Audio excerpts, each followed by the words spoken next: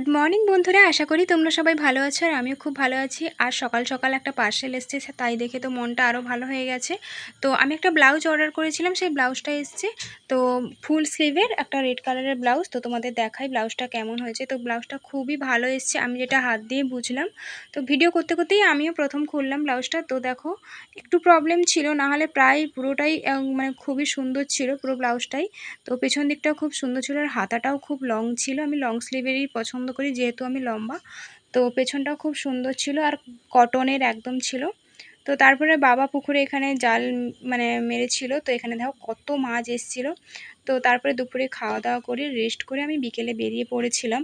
তো আমার বোন একজন আসবে স্ট্যান্ডে, তো বোনের সাথে দেখা করব। প্লাস আমি একটা জুতো কিনেছিলাম, সেই জুতোটা চেঞ্জ করানো ছিল। তো আমি জুতোটা চেঞ্জও করিয়ে ফেলেছি।